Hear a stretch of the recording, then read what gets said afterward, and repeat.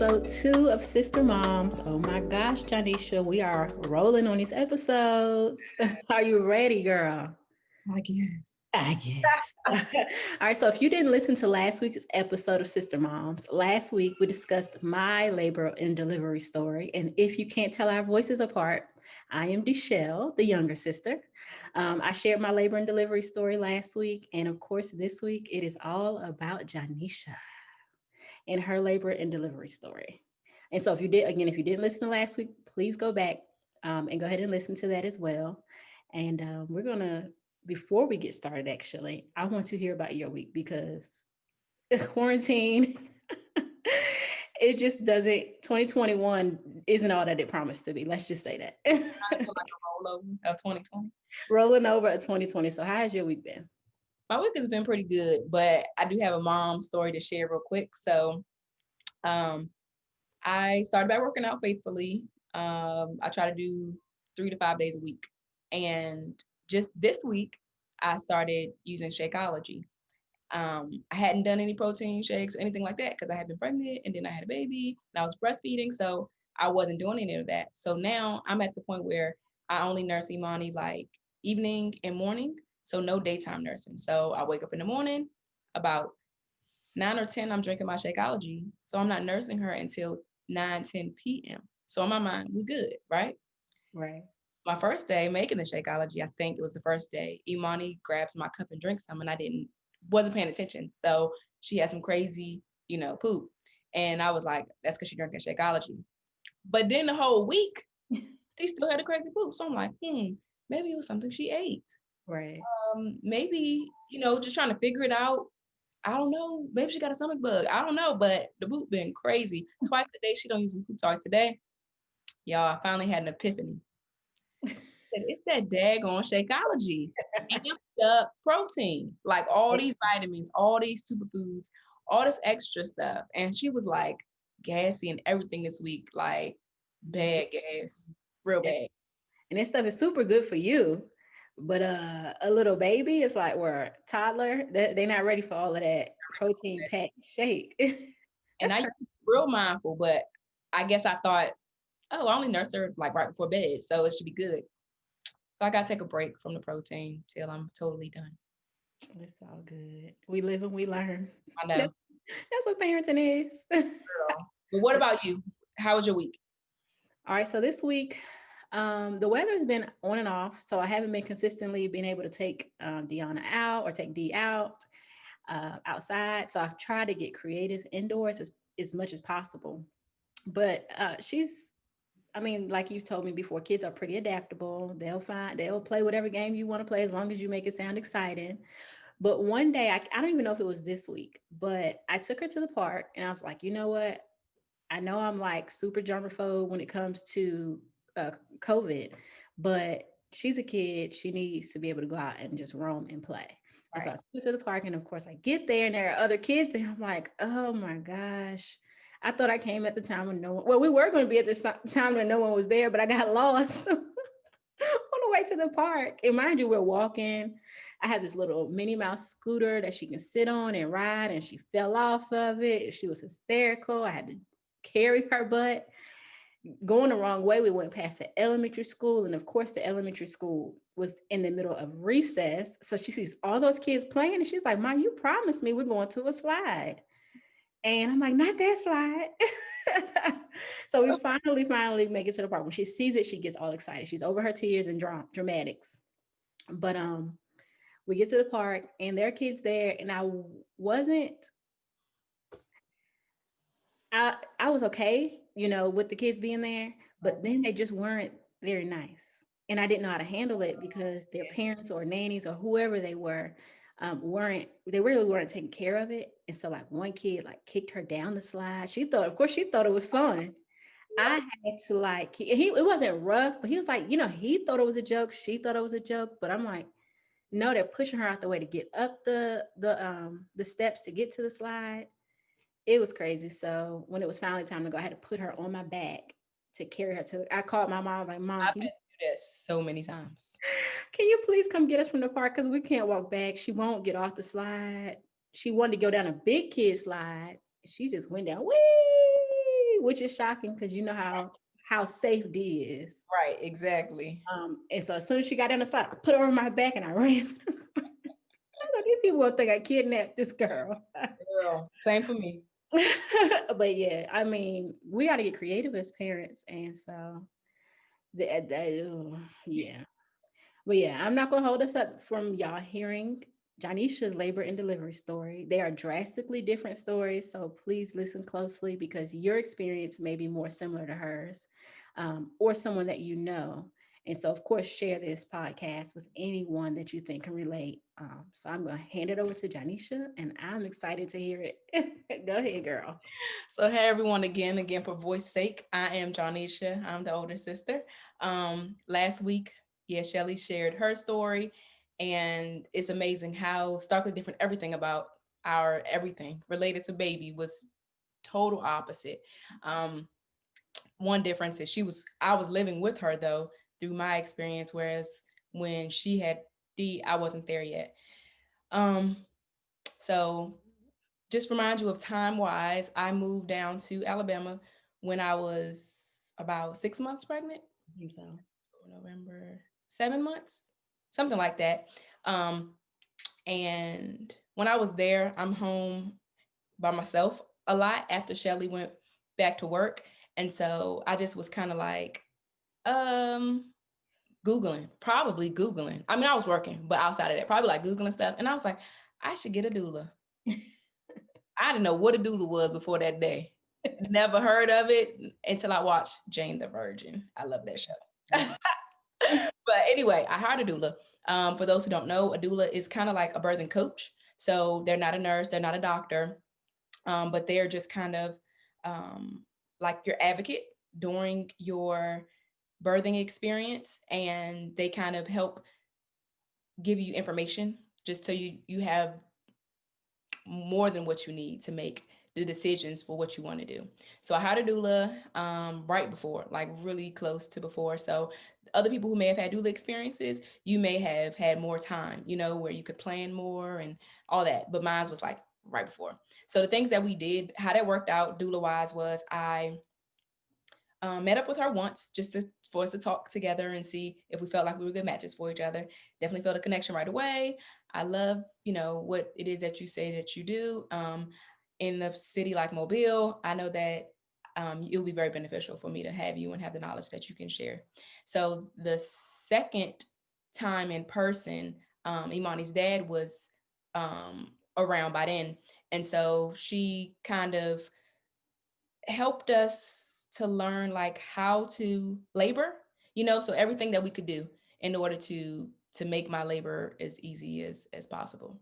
So that's just kind of a little background about doulas for those who don't know anything about a doula. So let's go to day before.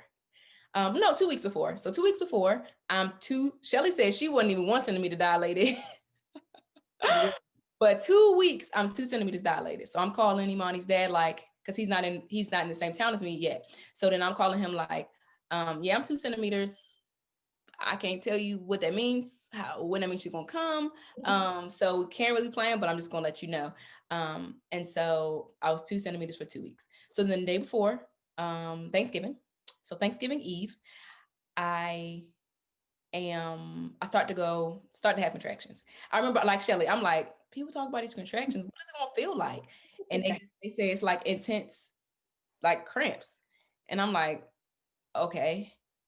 So when it happens, I'm like, that's exactly what it is. Like cramps that are like unbearable. That's what the Cramps on steroids. cramps on steroids. There we go.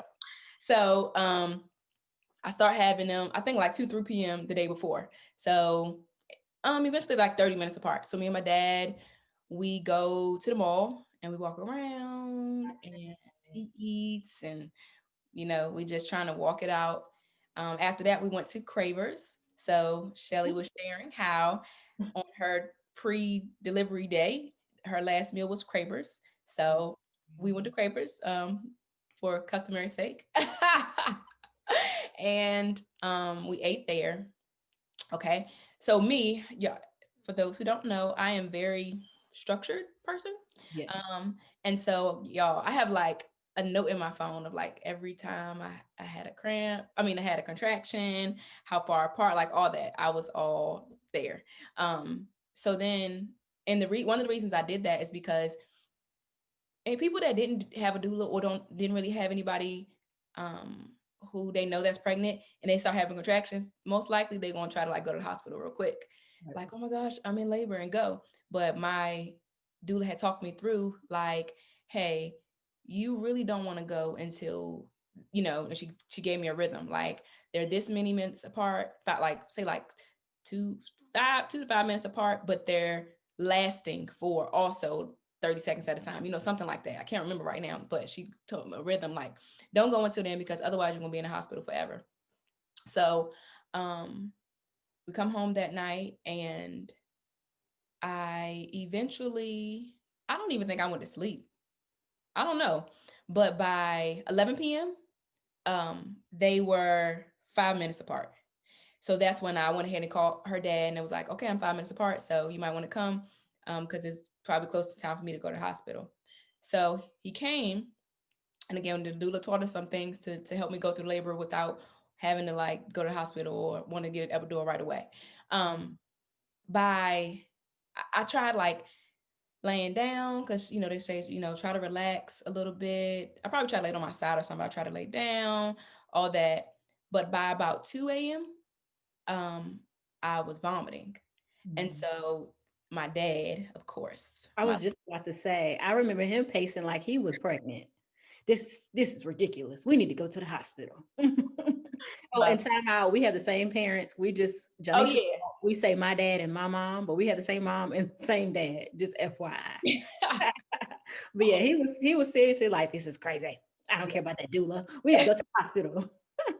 So once I vomited, he was like, "We are like, you don't have a choice. We are going." And I'm like, "It's not that serious. Like, I'm probably just lethargic. Like I'm real tired and stuff." So if it was up to me, I wouldn't have went yet. I'd be like trying to thug it out for real.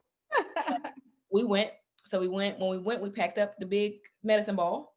Um, and again, I have been talking to my doula on and off, and so I finally told her like, "Hey, we're gonna go to the hospital because I vomited, and my dad says we gotta go."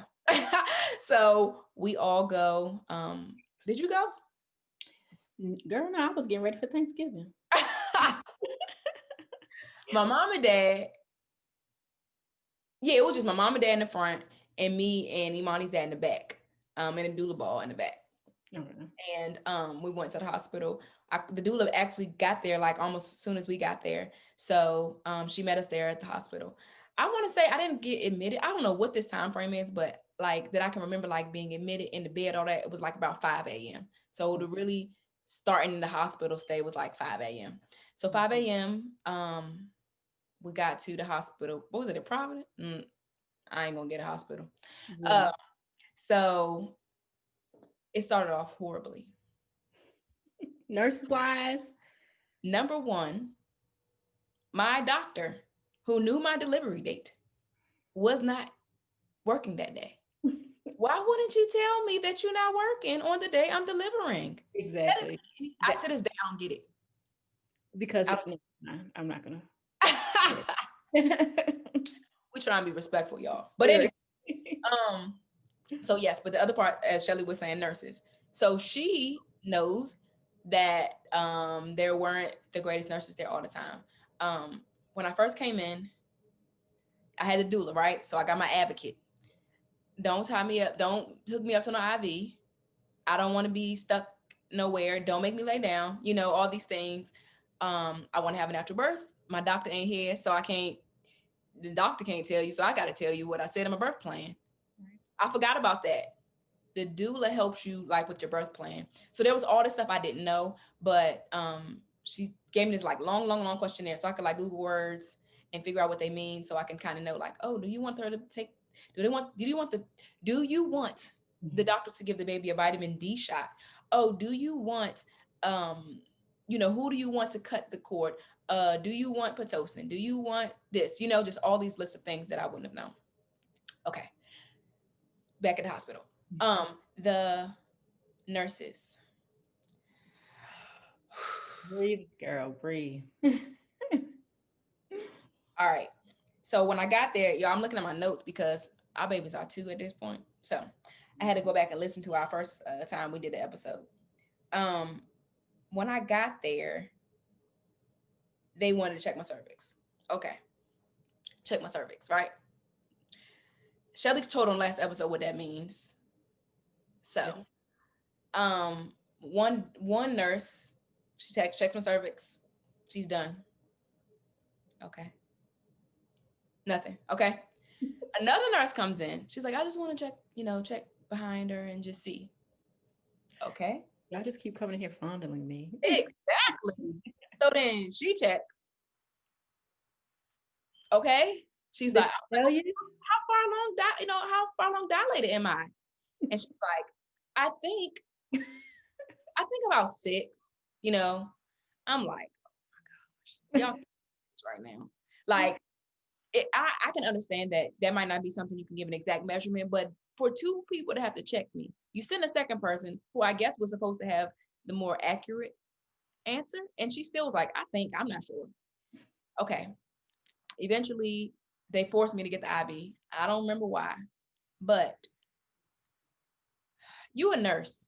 That's like one of the basic things that I feel like every nurse knows how to do, right? Put in the IV. Same thing, y'all. Like, they tried so many times that they ended up putting it in the back of my hand. So when I'm trying to move around and do things, I can't because it hurts because I got this IV stuck in the back of my hand. Mm. And my hand was bleeding because of how many times they tried to prick me to get that IV in right. It was horrible. Horrible. Okay, next.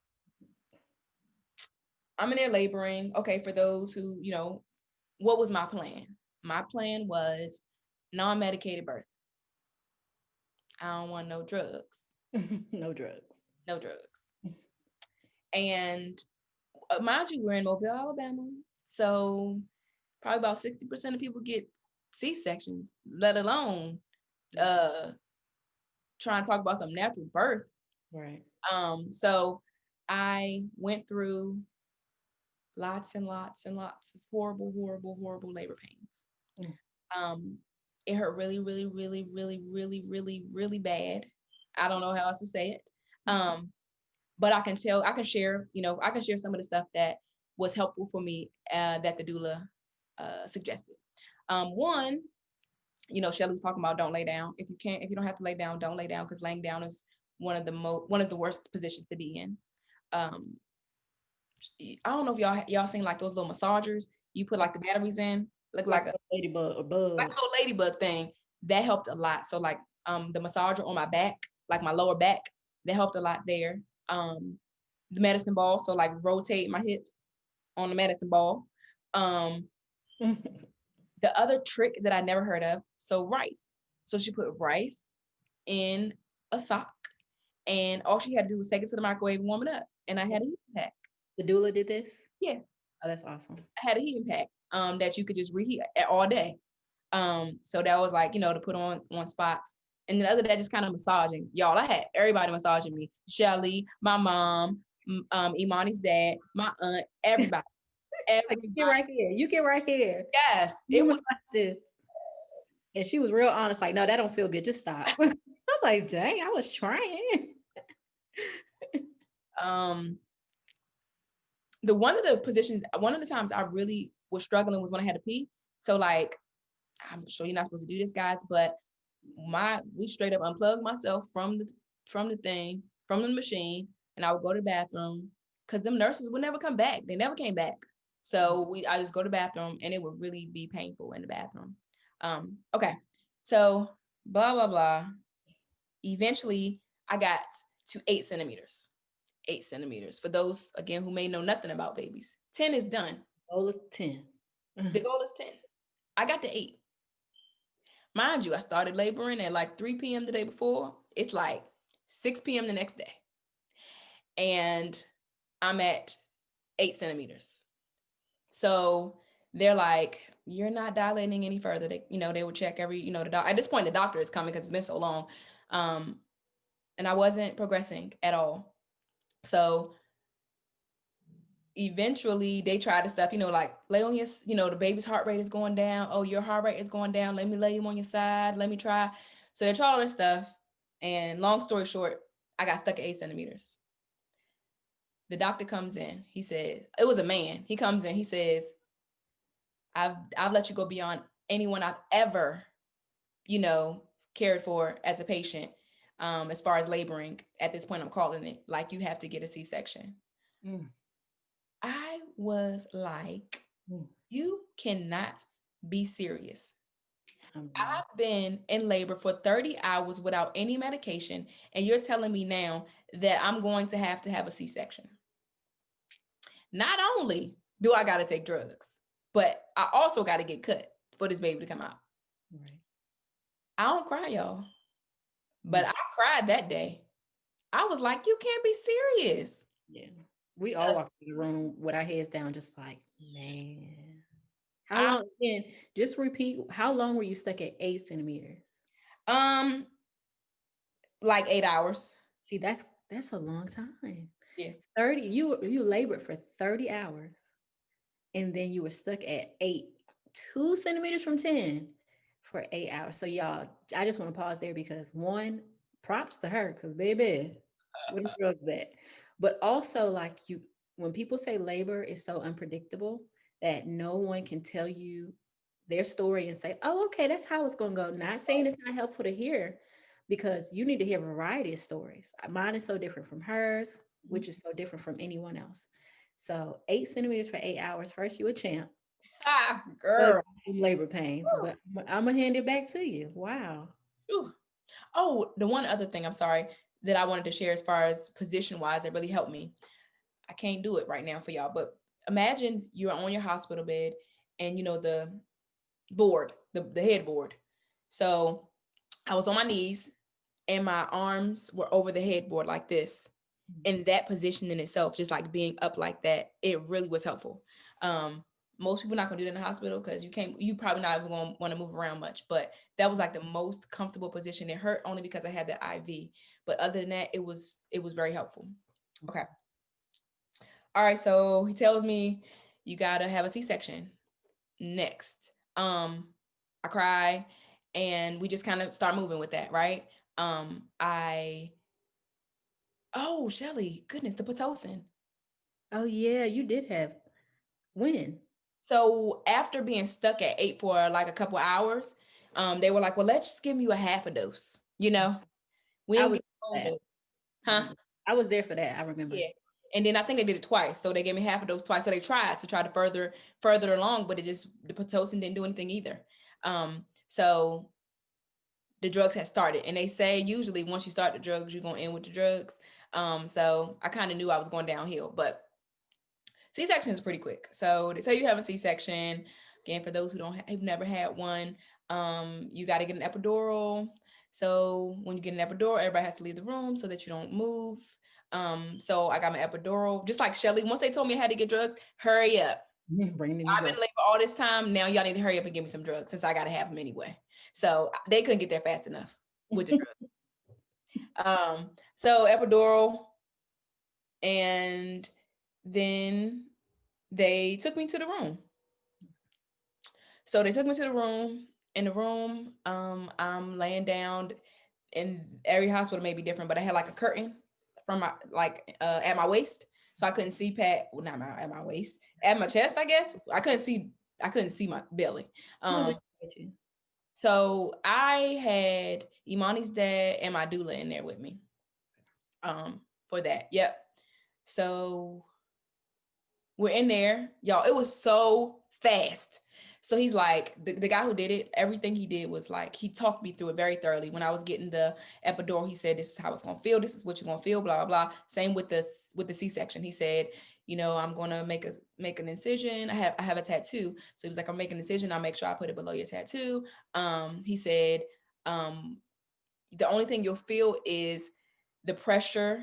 It's some pressure on your stomach or whatever. I guess when they pushing her out kind of. So that's all I felt. So it didn't hurt at that point because I was drugged up. And it was just a pressure, like he said. So I felt prepared for everything that was going to happen, and nothing was a surprise. Okay. She came out, she didn't cry. I'm like, okay. And then after a few seconds, she cried for like just like 5, 10 seconds, and she stopped. And I'm See, like, oh, ugh. this little thug, yeah, yeah. But what they noticed was like how her head was, that the reason I got stuck is because her head got stuck. And I couldn't labor any further. I don't know how true this is, y'all, but I had an OB after her, and she was like, I could have told you that you weren't going to be able to have a vaginal birth from the way your pelvic bones are or whatever. And Wow. so I don't know how true that is, but I'm just going to tell you that that's what. And I had a friend. She was like, she kept saying it. She was like, "You gonna end up getting a C-section. You know your frame is too small or It's whatever." narrow right there. And that is, I've I heard know people pretty say it. skinny people who have babies like All naturally. my life, I've heard the opposite. Girl, you got them baby making hips. Like, ooh. And I know what they meant, but then when you talk to women, they're like, no, you're gonna be able to, that baby gonna come out. And I was like, oh, So okay. yeah, Well, I so for I got me, hips and she is very small in the frame right there. yep. So I'm Wow. like, I wish I wonder if I had her as my doctor when I was pregnant, would I be like, I ain't going to you because you trying to tell me I can't handle natural birth. You know what I'm saying? Or what? Right. Like I would have responded. But We have a family member who has a small frame like you, and she had the natural birth, but she had some damage because of how small her frame was. And yeah. she's like, I probably should have looked into other options or figured out something before because it really did damage. Mm, So that's an interesting, that's a thought. That's some good research to do. that is. Yeah. Yep. So I'm looking to that because I want another one. Most people who have one the first time, they don't have they continue to have C-sections, but a lot of times they give you the option. You can try for a vaginal birth. And then if that doesn't work, then you can go to a C-section. I don't know what I would do, but I'll be And looking. call that a VBAC. Yes. There Yeah. you go, girl. You smart.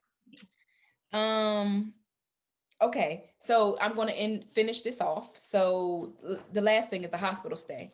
So Shelly was only there for 2 days because she had a vaginal birth. I was there for 3 days because I had the C-section. So after I had the baby, they gave her to her dad. So I remember looking at her like, oh my gosh, my baby. And then once they rolled me back into the room, like everything was done, then I could hold her. So I held on my chest. I guess I nursed her immediately. I don't remember, but I guess I nursed her immediately. Um, and then they eventually rolled us into the suite. I say suite, into the room where we were going to be staying. All right. So I was there for 3 days. I got a few things to share about my experience with that. So when you have a C-section, you get a catheter put in. And I don't know for everybody, my experience, I'm not a doctor. When I had my C-section, I had a catheter put in. That was my first time in my life that I am aware that I had a catheter. So I didn't really know a lot about that. So, okay, like the next day, yeah, because I had her at 10:37 p.m. She was 7 pounds 9 ounces, and she was 20 and a half inches. So the next day, I remember they were like, okay, what was the thing? Oh, okay. So they took the catheter out, right? And they were like, if you urinate before this time, we'll leave the catheter out. But if you don't, then we got to put it back in. So I'm like, okay, cool. When I feel like I got to pee, I'm gonna go pee. Biggest myth that you actually, Nobody told me. I'm like, the y'all, word. like, okay. So y'all, at one point, I was like, I'm not a panic person. I have a super high tolerance for pain, right? Y'all labor for 30 hours. So I feel something. I'm like, oh my goodness. I needed the nurse. You know when you got to press the button, where's the nurse? Can y'all help me get the nurse? Like I think Imani's dad and his mom were there, and they're like, can y'all please get the nurse? Like it's something. I don't know what's wrong. And the lady comes in. She was like, all right, I'm gonna take you to the bathroom and see if you can pee. Y'all, I don't know, like 750, 500, something like that milliliters. I filled up the whole thing. Literally, I'm not playing, the whole thing. And The so whole like, bedpan. You had a bedpan or, no, she took me to the bathroom. oh, you filled up the toilet? No, they give, oh, a bedpan. Yeah. Oh, I'm about to say, I'm sorry. golly. Yeah. So she was like, oh, you just had to pee, but you didn't know. I mean, I why would remember you that. tell me that? Like, I remember that. I was like, think. I was like, I haven't peed for a long time. Let me go try. I went. I was like, when is this gonna be over? Uh, I called. I was like, DJ, I'm still peeing. Nobody. They did not do a good job, and they wrote stuff on the board, but they wrote it in like medical language. My So you friend from work had to come in and say, what have you been walking? No, girl, I can't walk. I nobody just had a told me to baby. do He was anything. like, well, the sign says you need to walk. I said, I done read that sign 30 times. It don't say no, it does not say walk. I forgot the word. It's close to percolate. I don't know. And I was like, oh, so I'm supposed to be walking all the time. Okay, well. Because my bad. I just had to, because So that's we hope we another can school thing. y'all and help y'all out for real. If you haven't had a baby yet, we're hoping that some of these moms who are pregnant or planning to be moms are listening to this and learning from our experiences. Put your timer on your phone after you have a baby for to go pee. Whether you think you have to go or not, put a timer on your phone. Pee when that timer goes off. Yes. Back to you, sis. So yeah, so then after that, that's exactly what I did. I said I'm going to have to pay attention to the clock and just go periodically to the bathroom. So that's what I began to do, and that helped out a lot. Um, Other than that, uh, showering. Shelly talked about how she didn't know she could shower, so she stank for a couple days. Whereas me, they told me right away when I could, like at this point you'll be able to take a shower. I went to take a shower, and I needed help. I couldn't wash my feet, and when it was time to put on my underwear and stuff, I couldn't get to the floor to put my underwear on. So those were some of the things that I had to get help for. And another difference with Shelly and I was there was a lactation nurse there during her stay, but I had Imani on Thanksgiving Day, so there wasn't any lactation nurses present. However, a nurse, if you don't have a lactation nurse, from the experience I had, the nurse still was very helpful in knowing how to help you with breastfeeding. So every feeding, y'all, I called the nurse when it was time to feed because it wasn't easy for me. So she always would help me. And like Shelly said, they'd be like whipping you, like they help you for real. Like, so she was helpful. Shelly already kind of talked about different positions Yeah. that you can use when you nurse. But one of the things with Imani, Okay. which we'll go into more next, which we go to more for the breastfeeding, was that she had a possible tongue tie. So that was what I believe was one of the issues that I had in the beginning. Now, y'all, she a pro, of course, so I don't see no tongue issues, but that's what they said. Um, And they went even as far as to say she could have a surgery or snip on her tongue in order yeah, to fix it. yep, Like it's yeah, the journey has been wild. Go ahead. wow. But that's really it that I can think of. I had amazing support. Imani's dad, like, y'all, I'm laboring, I'm hurting, but he laboring. Oh Oh, yeah. he gonna help. So he He was, I was like the whole time I was like, DJ, why you ain't do what he doing? You need to talk to him because y'all didn't have no doula to teach him. right. I'm gonna teach him what to do. And I mean, he was in there sweating, massaging you. I'm like, how long you been massaging her? He's All 30 things hours. I had This to get out the door, y'all. He was on it. He he didn't did go good. eat in the middle of the day either. It was Thanksgiving. He didn't get to eat or nothing. Yeah, he And did good. Thanksgiving, do you think they saved me a plate? See what had happened was So trifling. That's all. to be fair, at that point I was on a very strict diet. I don't even think my diet had started yet. I'm a lot of No, but he got a plate, but I didn't. I labored all those hours, yeah, that's and he true. got a plate, and I didn't. But it's That, all that but that's what happens when you have a baby. It is no longer about about you. you. I mean, from the moment you start labor, because before they'd be like, "You need to massage your feet real swole." I go into labor. We need that grandbaby. We need that That's all baby. we care about. Can you get But out how the are you way? doing? Right. Yeah. So I mean, being there was crazy because I know we both wanted natural births. And I'm like, my big sister, who's like succeeds at everything she touches, it was just like, watch her like ace this thing. That baby gonna pop out when she pull up to the hospital. And it Mm. just was a reminder that you're not in control of it. You're not in control of it. Not saying you shouldn't plan for what you desire and be as prepared as possible, but also be prepared for it to not go the direction or way that you wanted it to go. Because no matter what, there's nobody's going to say, oh, my pregnancy or my delivery went exactly how I planned. If they say that, I don't believe them. But yeah, so we both know we want, okay, well, you want another you want another child. So next go around, what would you do different? So the only thing for me, like I said, y'all, I'm really structured and I'm very much a planner. Imani was not planned, so I wasn't in the mental space to prepare the way I would the next time. So I think I would just kind of, like what to expect when you're expecting. I didn't read it actually because I just wasn't in that place. But next time I will read it. Right. Right. It's like this isn't exciting. Okay. Like it's exciting, but it's not. I don't know how to. That's understandable. Yeah. Yeah. And you So were so I would, silent at that point. It was just kind of like, yeah. no, you know.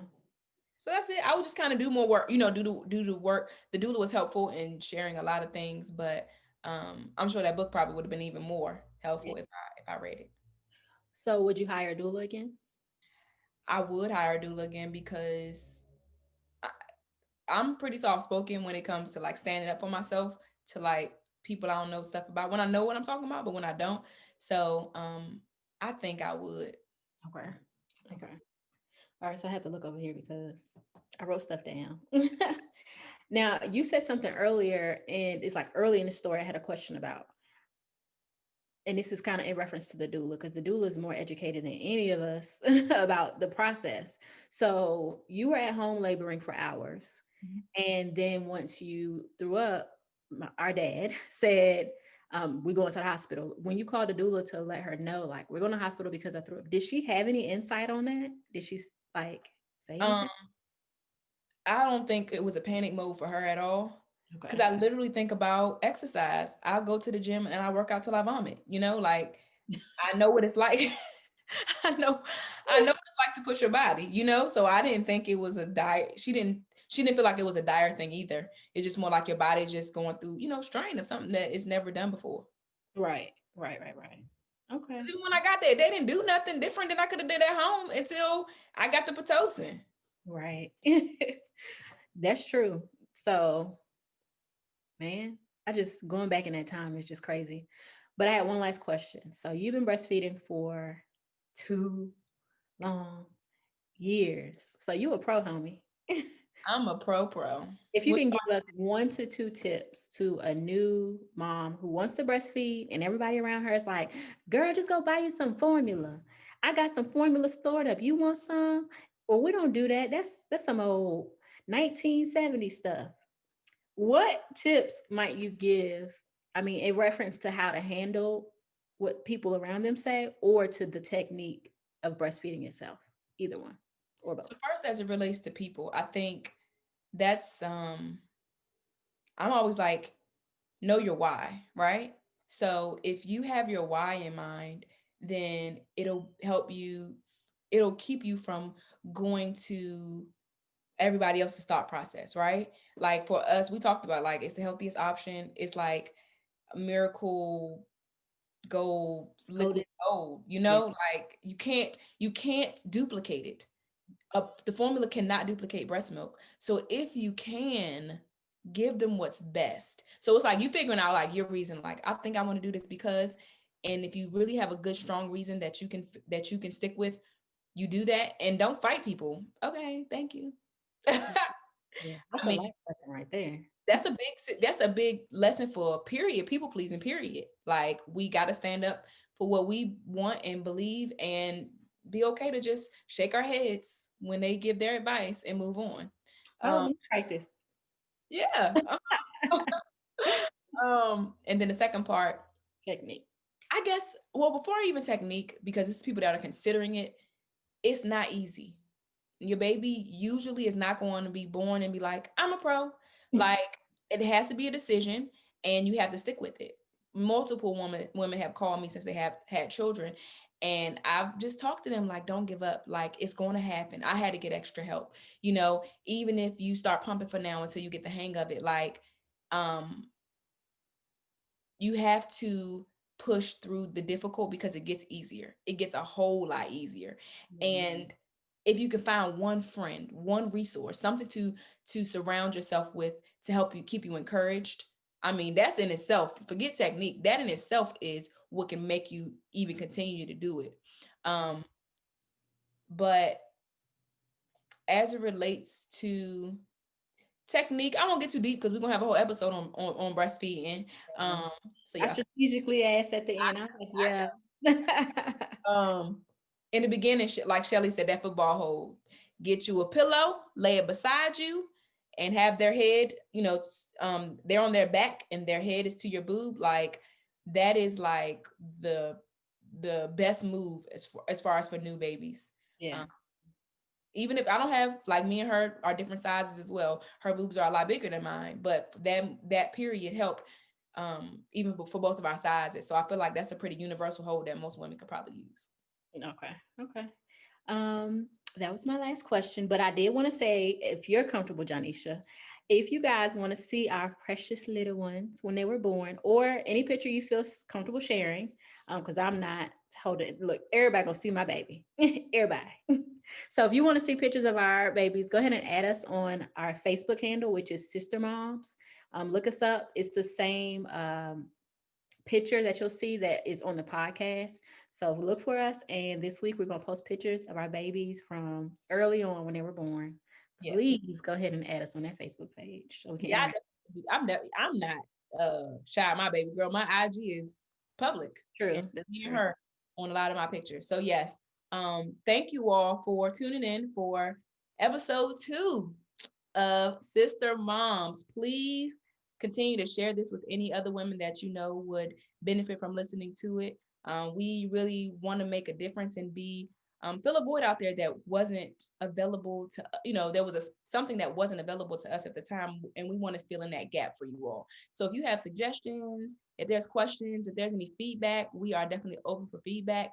If there's an area about parenthood that you feel like you want to talk about, we're open for having guests on as well.